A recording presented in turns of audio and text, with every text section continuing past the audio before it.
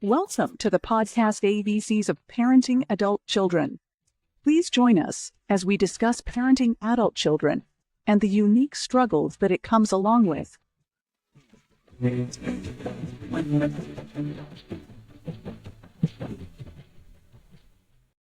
Hello and welcome to Parenting Adult Children podcast. My name is James Moffitt. I'll be your host. Today we have Paul Cramm, who is our special guest speaker. Paul, how are you? I'm doing really well, James. Thanks for having me on.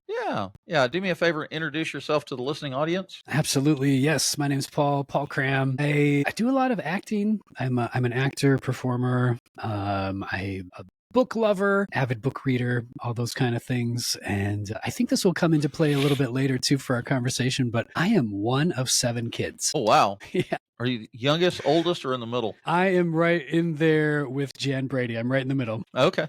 Very good. So I'm going to read this off of your Podmatch profile. I think we can kind of springboard off of that. It says, Paul Cramm offers us perspective on bridging creativity and empathy in handling life's complexities, like acting, storytelling, and LGBTQ plus representation. The episode could explore how storytelling and emotional intelligence aid in navigating relationships and personal growth. So I have to admit that when I read your profile and was deciding whether or not this was a good fit for the listening audience for the Podmat or for the podcast in general, of course, I flashed back to the fact that my son, Jeremy Moffitt, passed away back in January of this year. And he identified with the LGBTQ plus lifestyle. And I am not ashamed of that in any shape, form, or fashion.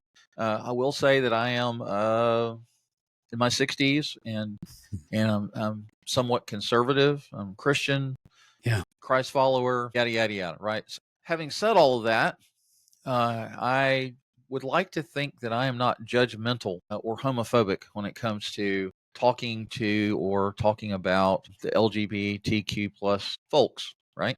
I don't know whether to say people, lifestyle, folks, whatever. You know, however you want to label it. However you want to say people. it. Yeah. I'm with you on that. So I think for some people, well, I'll just say that. Well, let's just do this. I did a celebration of life video on YouTube. My handle on YouTube is Chief Propellerhead.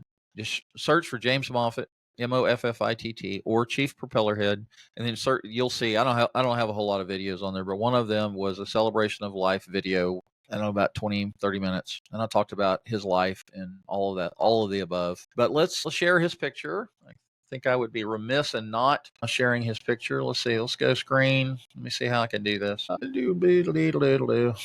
I don't want that. Chrome tab. No, window. I want a window. Here we go. Share. Okay, so there he is. I don't know how old Jeremy was in that picture. It's probably one of the better ones that I have of him. He's eating something. He's got a spoon in his mouth. It's probably not one of his better pictures, you know. Let's see. There's something around the eyes. There's something. You can definitely tell that you're related. Yeah. Let me see. Let me go to iCloud Photos, Library. Let's do this. Okay. So there's a picture of him there. Yeah. That's not a bad picture. Not at all. And if you go down, here's a picture of Jeremy when my kids, that's Jessica Ann. I lost her in 2001 to brain cancer. This dude is Justin. He's now 30 years old, just turned 30, and he's an attorney at a law firm in Mount Pleasant, South Carolina, which is just north of Charleston, South Carolina. Christina there, she is now 32, 33. And she lives in downtown Charleston. And of course you see these other pictures. This is quite a long time ago, about 20 years ago, thereabouts.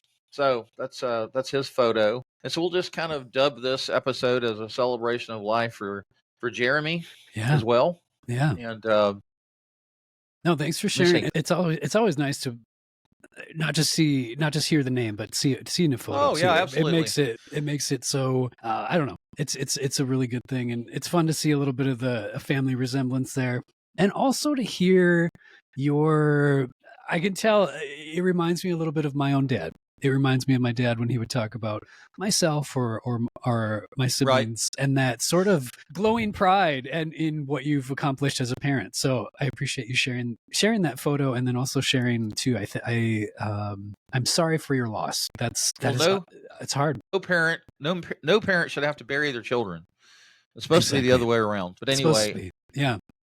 Jeremy, I think the last time we saw him in person was in 2009 when he came down to visit, and he had his a male friend with him. He and I were disconnected, estranged, however you want to say that.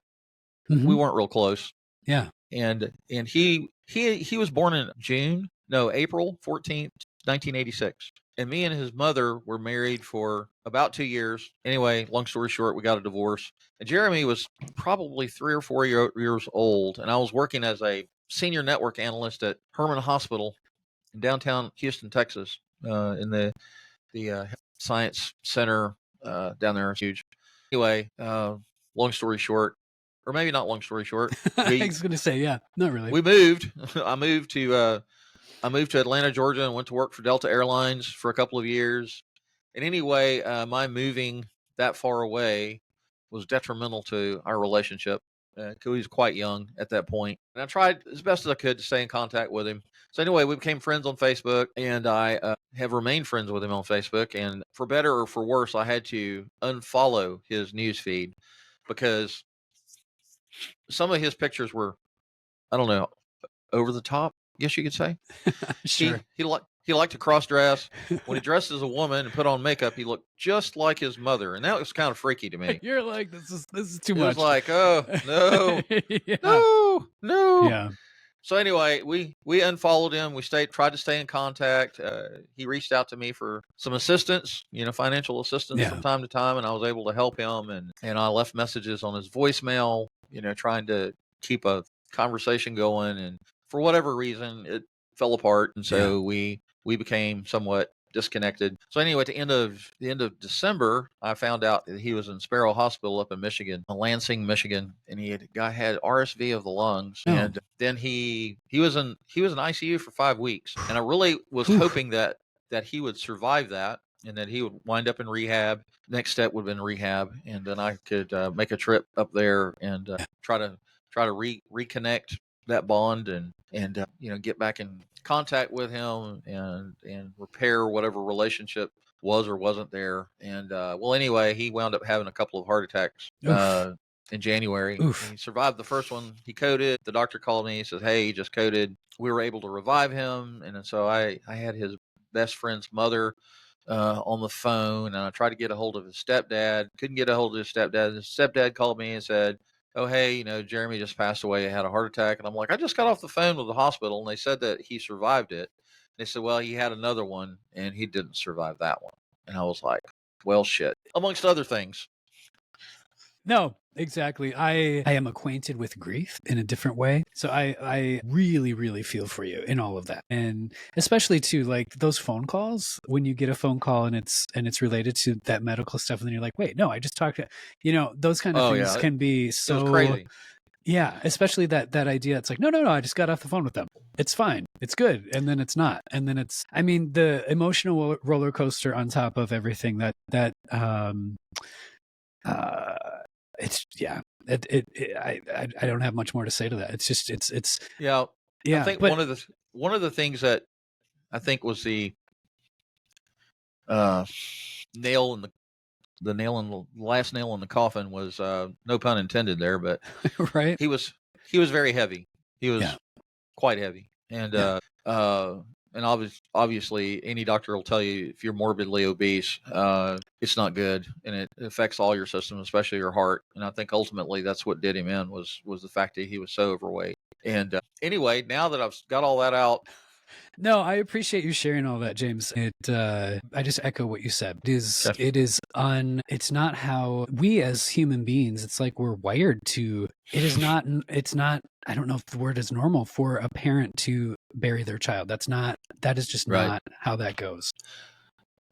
It's not natural. It's not natural. No, there's some things in there though. And I think you probably know these. I just want to echo them back to you. I so appreciate, as someone who is a gay man, I so appreciate that you reached out to your son and that you tried and you made efforts. I think also to like kind of share with listeners that are listening, when I reached out to you, before I reached out to you and was like, I'd be interested to talk with you, I also was kind of looking at the podcast and what you're doing. And I was like, like I would love to talk, but I don't know if I'm welcome. And so that was kind of my first message to you. I was like, I have things to share, but I'm not sure if they're welcome in this place. And I appreciated your note back, and I appreciate talking with you. And I say that as one who I grew up in a very very fundamentalist religious upbringing, and I have a duality with that, where I really appreciate it, and I really appreciate certain things about what I grew up in and the belief system. And then there's this other side of it where it's like, that was really, really, really hard for me. And what I mean by that is, growing up in a big family, being in the middle. I grew up kind of out in the country here in the Midwest in Minnesota.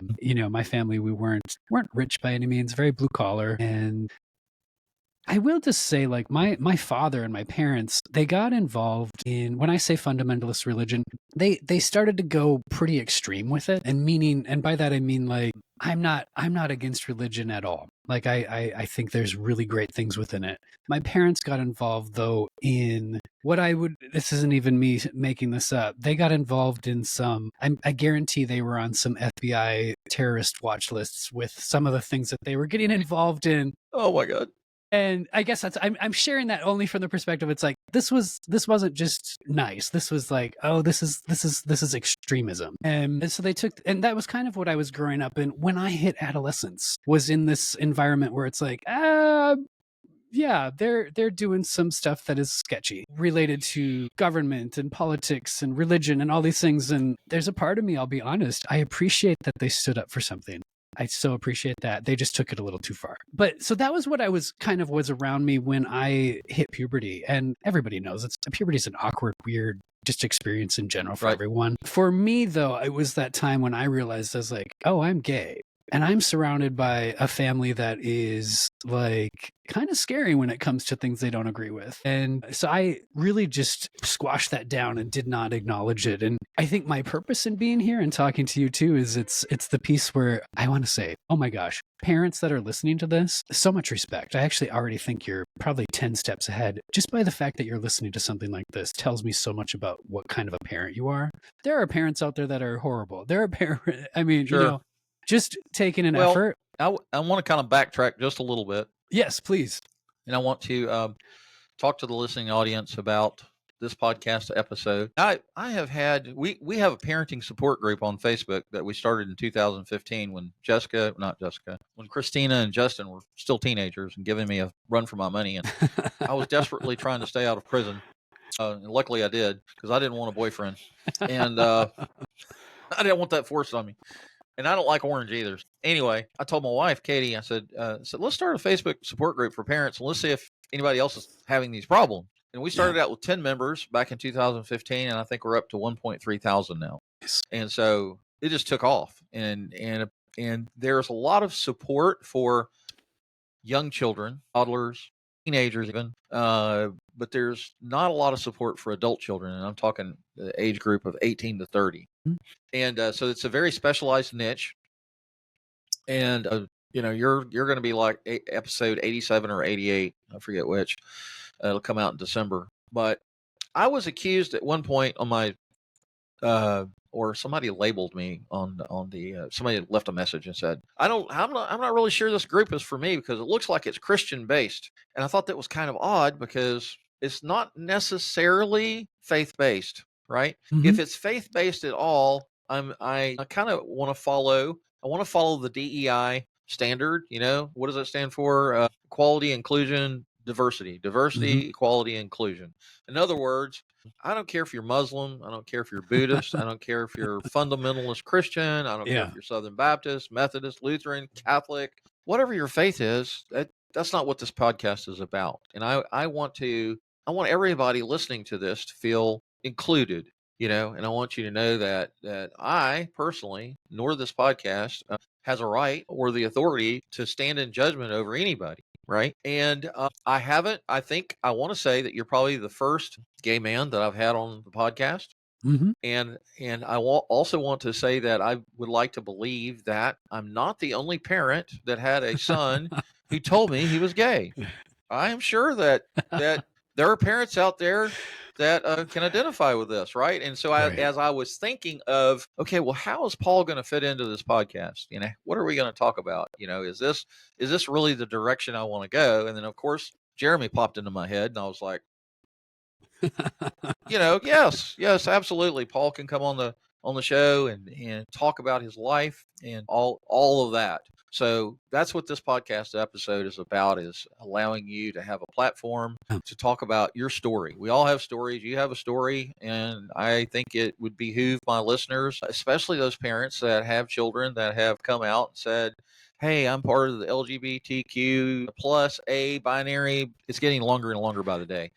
But it's I will acknowledge it's slightly ridiculous, but yes, it's a lot. So yeah, I just want to let you know and the listening audience know that everybody's on equal footing here. Everybody is appreciated, loved by God, and whatever your God's name is, whatever that is, and whatever that resonates with you is fine with me. Okay. And I also say, as a Christian, that I've been a Christian a long time. I was in street ministry earlier on in my 20s for 10 years in Houston, Texas. And I've seen a lot. And I've read the Bible through 4 or 5 times in my lifetime. Every time I read it, I find that there are things that I don't know, and the older I get, the more I realize there are things that I don't understand. Right. And like I said, I know that fundamentalist Christians on the like, how do I say this? In the middle, there's a lot of balance, right? And if you move too far to the right, then there's going to be extremes. It's an extremism. And if you go too far to the left, there's a lot of extremism, right? Mm-hmm. So I like to try to practice as much objectivity as I can with regards to these sort of things, right? And I like to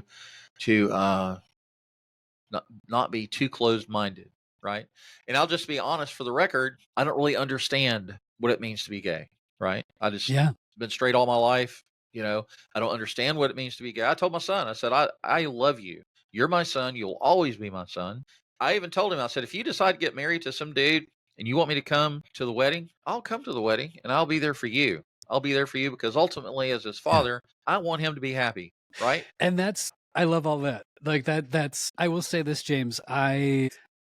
I wish that would have been what my father would have told me. My father, unfortunately, did not say that. And I guess that this would be my question, maybe question or just thought for listeners and kind of why I'm here too. And it is that thing is it's like, what do you want your relationship with your children to be like?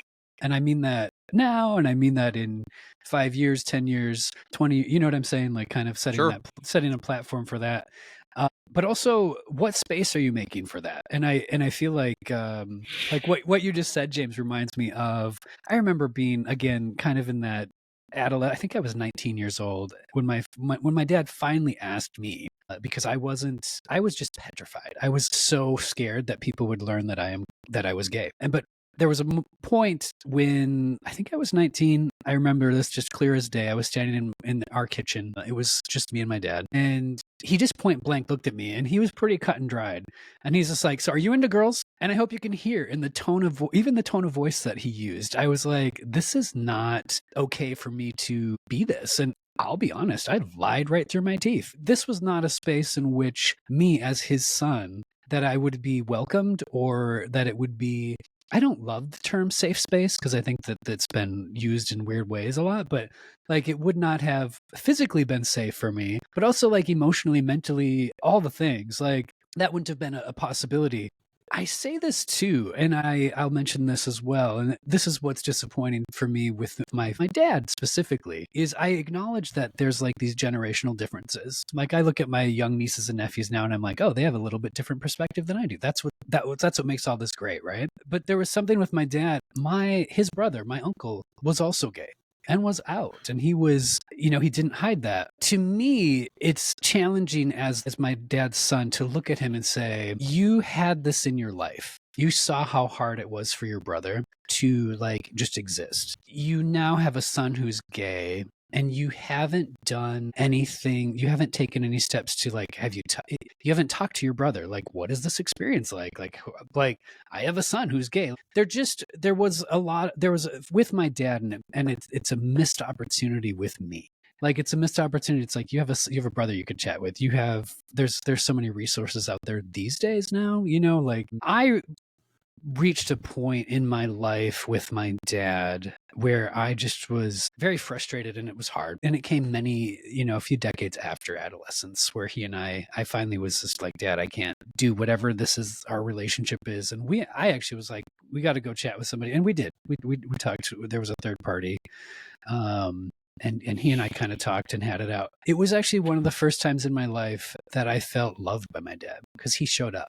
And it was, and I was like, it was a really good thing for our relationship. Even in that space and in that time, I didn't really bring up too much about my being gay. One of the last things, because my father has passed away. I don't know if I've mentioned that yet in the podcast for listeners, but my father passed away 2 years ago, which is also why I'm thinking of some of these things. They're on my mind and stuff lately, these past couple of years. One of the last things that my dad, just when we talked about my being gay, which was barely ever, we sat down, we were at a Taco Bell, and he brought it up, and he just looked at me and he's like, you love Jesus, and that's all we need to talk.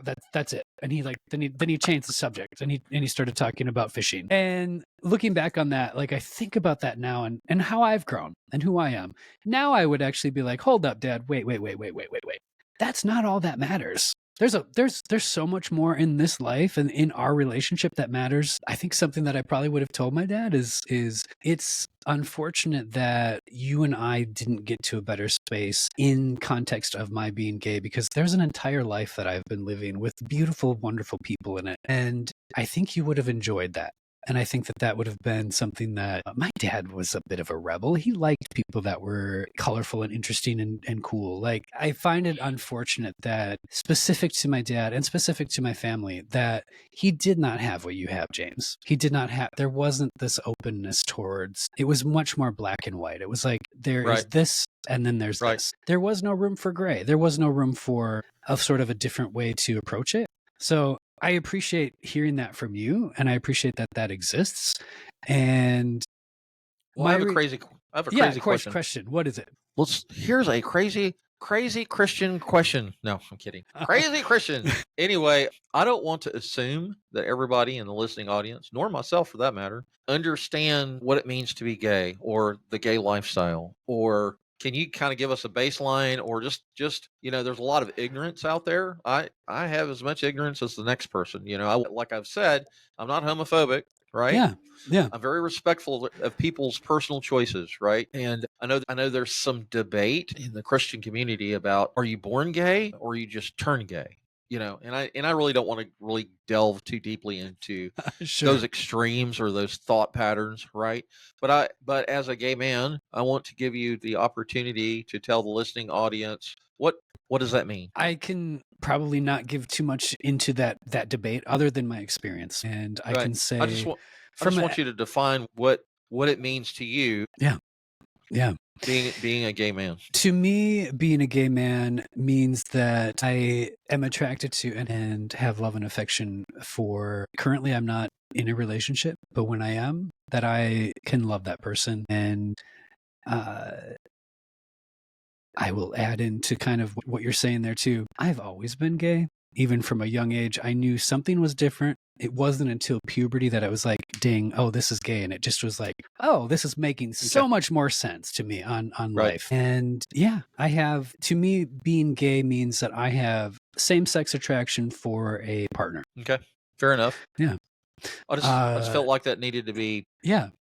And I would also add in too, like, I think that's a fairly basic for being gay. You had mentioned some things that I think that they are gay and they're not, like some of those things like cross-dressing and things like that. Like, I don't know that all falls under that same umbrella, but you know what I mean? That's really starting to, I believe, split hairs and things like that. But yeah, I have a lot of friends that are, married now. And I will say this, I think that I look at their lives and I'm like, they have a house in the suburbs and a dog, and like, they just seem kind of boring in a way too. So I feel like there could, when I was growing up, there was this idea that being gay was like just over the top, like sex and over, and it's like, to me, that's not what this is at all. And I'm bummed that I wasn't accepted for who I was so much growing up, because I made decisions and I kind of squelched things. And I do feel like there's a normal progression in some of our lives of like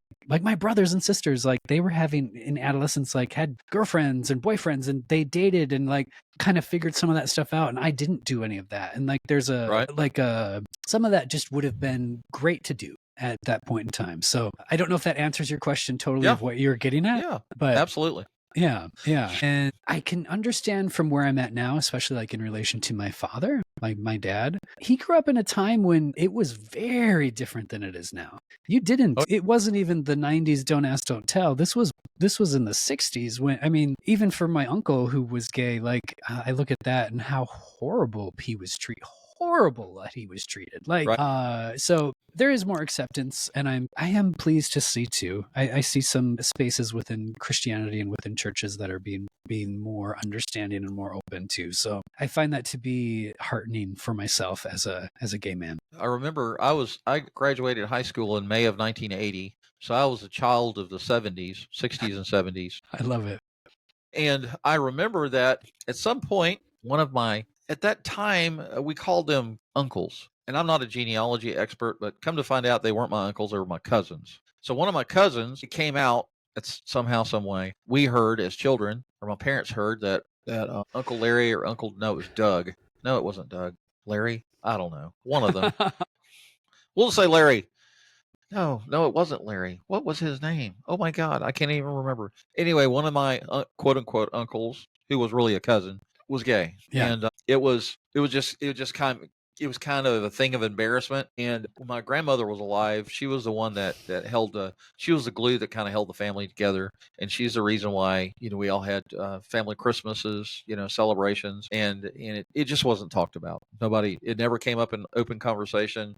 It was just kind of swept under the rug. And I remember that there was a sense of embarrassment or disappointment or whatever you want to say. It was not considered normal. Right. Yeah. And that's the only time in my life as a child that I remember that even came up.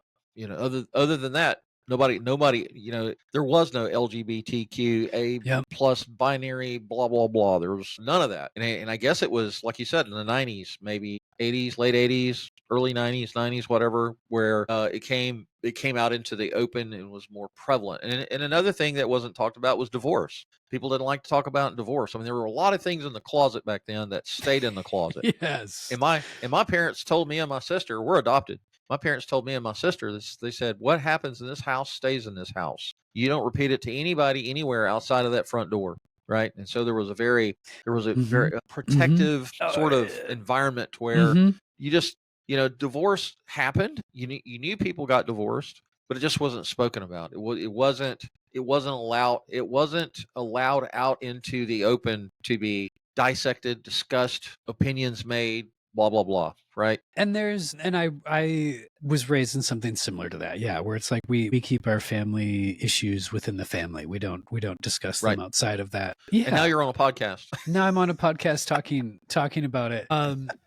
And I know myself too, and I know and again, here's some of that duality. Like, I'm sure that I'm talking about some of this because of the fact that it was such you can't talk about this at all. And it's like, well, actually, I'm sure there's some of that in there too for me, where it's just like that. But and vice versa. I mean, James, you too are talking about your family stuff in some ways. So it's an interesting thing there. I remember too, like, just to kind of riff on what you said there quickly, like there was a moment I was down in Florida visiting my brother, him and his lovely wife. And it was one of those family events where it was like, for whatever reason, we all kind of ended up on a family vacation, So I was there, my brother and his wife and my two other sisters and their husbands were there. And there was just a moment where, for whatever reason, just conversation went to, they each talked about how they met and kind of shared that. And then they got to me and my brother just changed the subject. And it's that thing where it's again, that has an impact on me.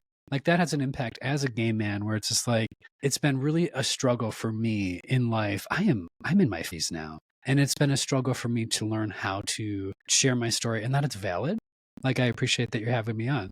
I appreciate that people are listening and that this matters because, again, to that sort of family thing, that thing that I grew up in where it was like, this is shameful for you to even exist. I'm here to say that I'm not. It's been a journey, but yeah, I feel like maybe society is reflecting some of that family stuff too, where we are talking about some of these things that haven't been. Yeah, for me, I know that for myself, like I said, there's some disappointment in decisions I've made over time.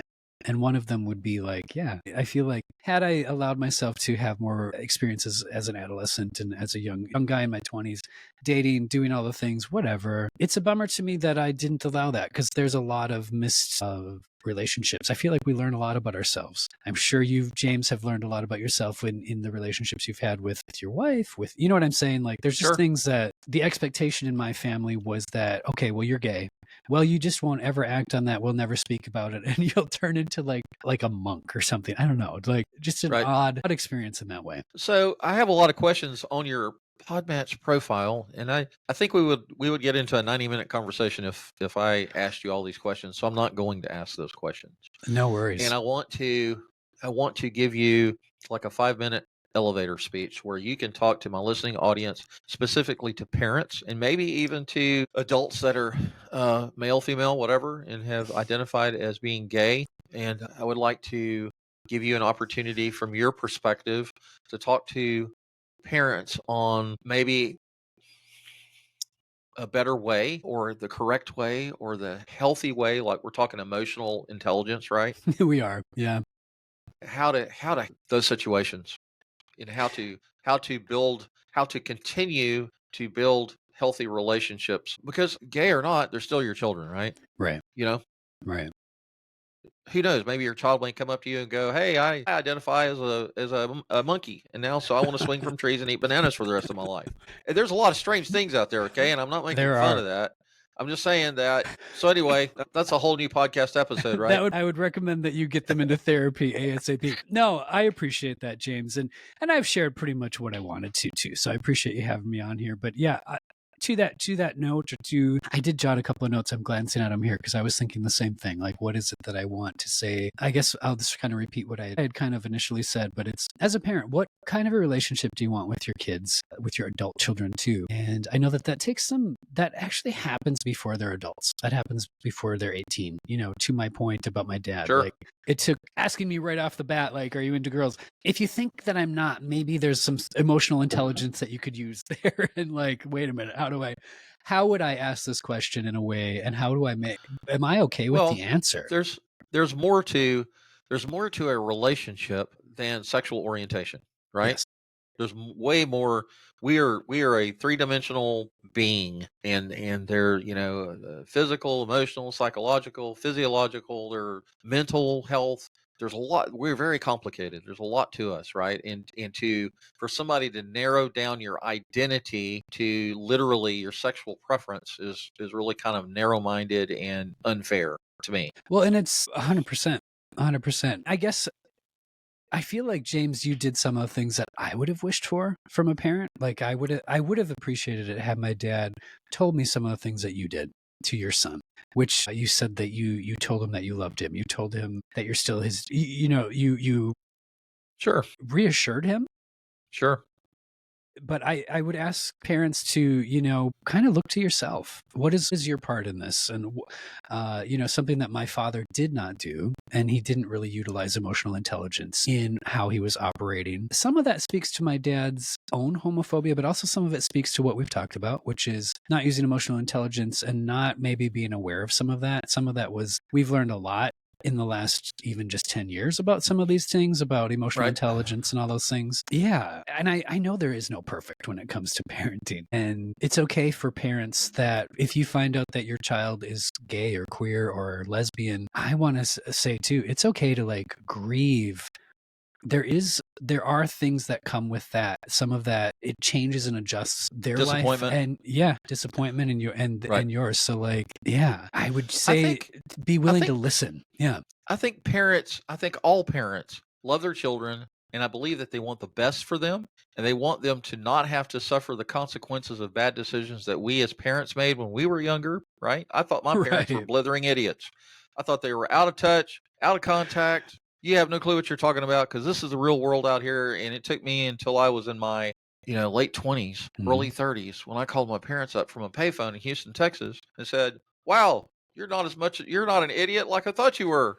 You're not out of touch. And some of the stuff you were saying is right on. It was right on. And had I listened to some of the wisdom that they tried to impart to me, I wouldn't have made some of the bad decisions I made or not have to or had to live through the consequences of those bad decisions. Right. Yeah. And so I'm chasing a rabbit there, and I didn't mean to do that, but no, I get what you're saying there, and I would say to parents, because I have been told this too, not by my parent in particular, but I have been told like, oh, my child is gay and life is going to be harder for them. And I understand what parents are saying when they say that. And I would encourage parents to, again, look to yourself and look to, then how can I make life better, one, for them, but also just for other people that are gay and queer? Like, if life is indeed going to be harder for your child if they are gay, are there things that you can do? What can you do? What's in your control? And if there's, because it is pointing to some bigger like inequalities. Like it's only recently actually in my lifetime that I could even get married. So like things like that, I guess I would encourage people to examine your beliefs and examine like, what is it that you have learned? I got some really wacky messaging, James, when I was growing up about what it means to be gay and queer. And I'm discovering that I'm like, this was not based on science at all. This was like based on something my dad heard from like his friend, Sure. just wacky, weird stuff. So I remember where I was going, the point I was trying to make.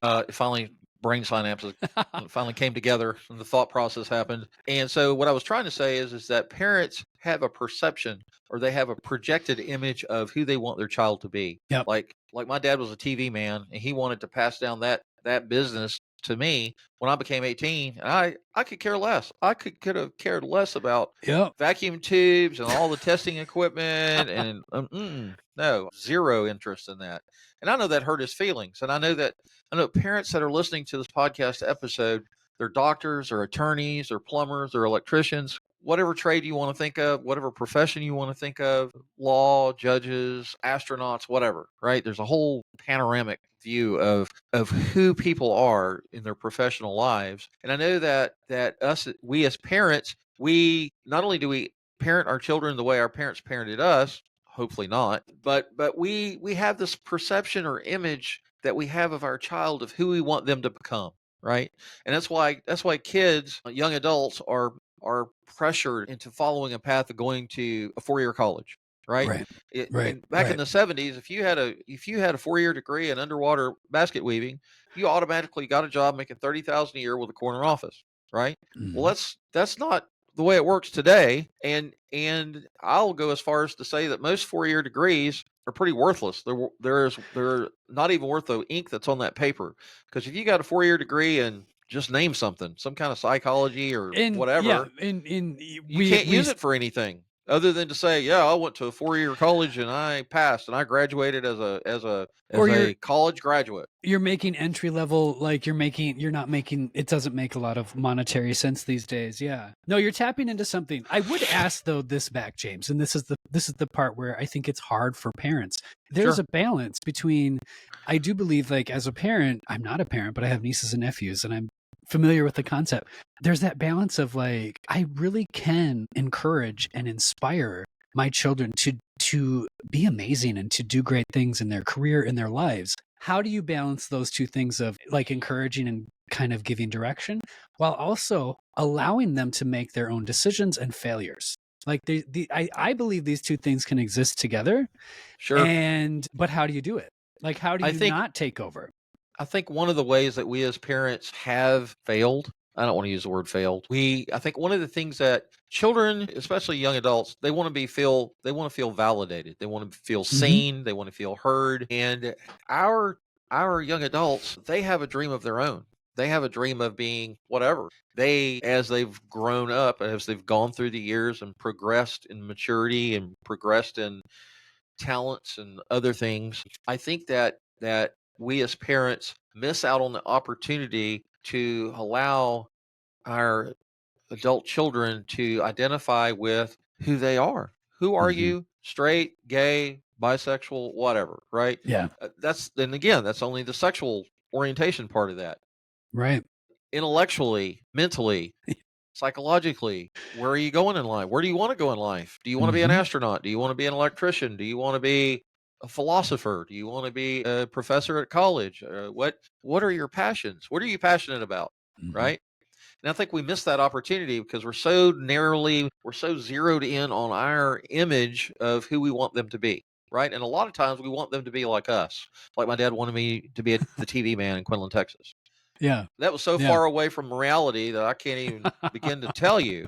And he and I never had that conversation other than I did tell him one day, it's like, yeah, dude, Dad, I am not interested in all of that. And I know it today. I know more now how that disappointed him, that happened, and I remember telling my mom and dad at one point, I was an athletic trainer in high school for the basketball and the football team, and I loved it.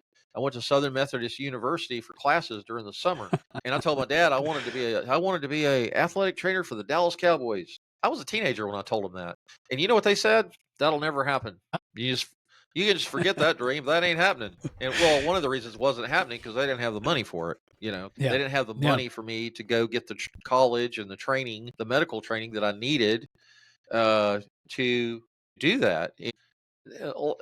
Okay, so a lot of that was reality based, right? They didn't really go into the details of explaining that. I kind of learned that over the years. Like, oh, I want to be I want to be a neurosurgeon or a brain surgeon. It's like, well, that requires 8 to 16 years of intense training and lots of money, right? And so that means lots and lots of student loans or winning the lottery, or if you're lucky and your parents are flush and they can pay for it, then that's great. Then But that's great. Yeah. yeah, but the reality of it is for a lot of kids, great, if you want to be a neurosurgeon, then you need to plan this out and we'll help you as Yeah. best we can. But my dad they didn't even say that. They were like, no, forget it. It'll never happen. And I was It, like, I was there, crushed. I was like, what? What do you mean? That's what I want to do. And I think that's where we as parents kind of narrow minded, and we don't allow our adult children to have their own dreams and aspirations and visions of what they want for their lives. I feel like that word that you just said there really resonates for me.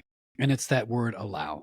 Where it's also it's allowing, and I'm thinking, James, like it sounds like your parents did a pretty decent job on teaching you, like, here's how you do logical thinking, here's, you know what I'm saying, like, and I'm even thinking for myself, like, allowing. My parents were actually really good about, like, when it came to career wise, like, I remember telling my mom, I think my mom would and parents would have been thrilled had I come to them and said I want to be an athletic trainer. I came to them and said I want to be an actor, and my mom, she just looked at me and she's like, well, how are you going to do it? And I like that. Like, I like that it was like, okay, well, then what are the steps? And it pushed me to kind of like think through how that Right. works.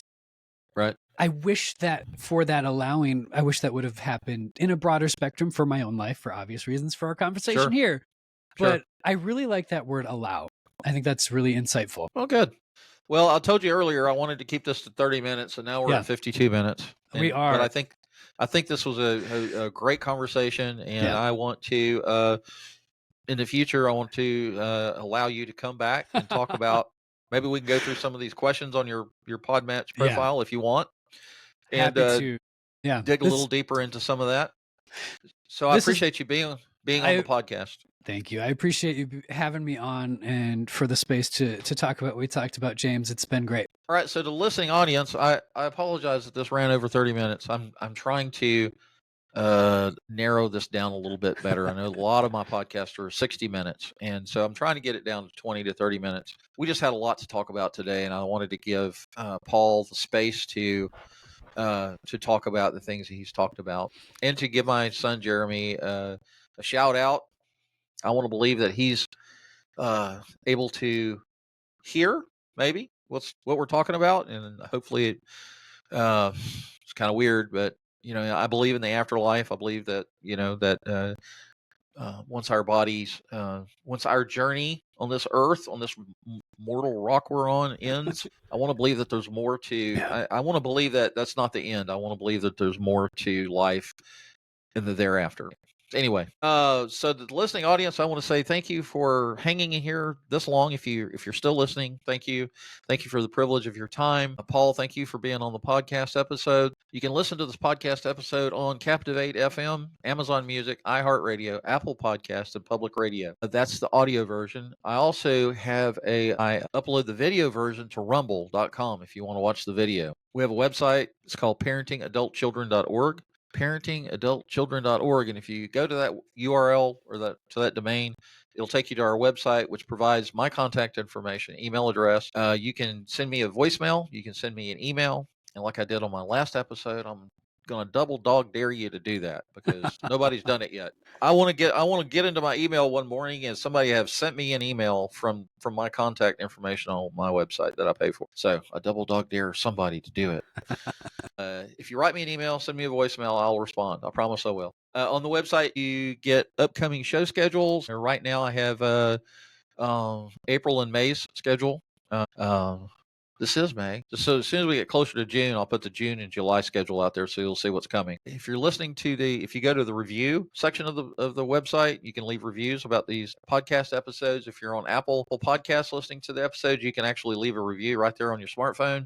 Please do. I also have a blog, and I post all kinds of information about the podcast, the episodes, all the topics that we talk about. There's like 30 or 40 topics that are recurring in all of my episodes. I highlight all of my podcast guests. I'll put a little blurb on there with their picture, their bio, what have you, about what the upcoming podcast episode is going to be about. So you'll get that. I also upload magic clips or short video clips to my Facebook's family support group, to Instagram. Both I have two podcasts, and both of them have their own individual Instagram channels. So I put my magic clips on those as well so that people are following me on Instagram. Please do. We'll get those things, right? So I'm even on TikTok, 64 years old almost, and I am on TikTok. Yes. Woohoo! I resisted TikTok for many years because I just don't like a lot of the garbage that I see on it. But I have content creators that are like, if you want your podcast to go somewhere, you need to start putting little video clips on TikTok so people can see them.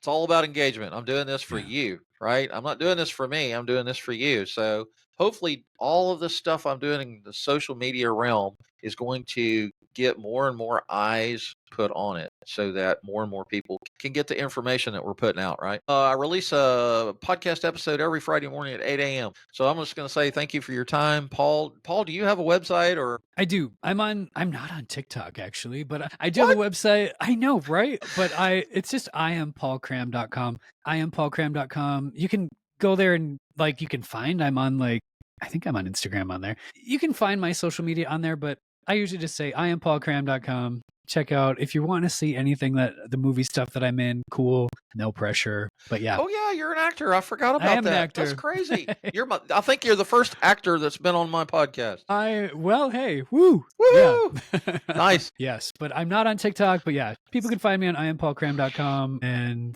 they can send me notes and stuff too. I don't know. Yeah, if anybody has any questions or if I don't think we said anything horribly offensive at all. I don't think so. I don't either. Hopefully not. Hopefully not. Yeah, but it's been really great. I might have lost some listeners, and if that happened, then oh well. Hopefully I'm not going to worry about it. Yeah. All right. Yeah. So I'm going to say goodbye, everybody, and we'll talk to you later. Please tune in next week for another episode of our podcast on parenting adult children.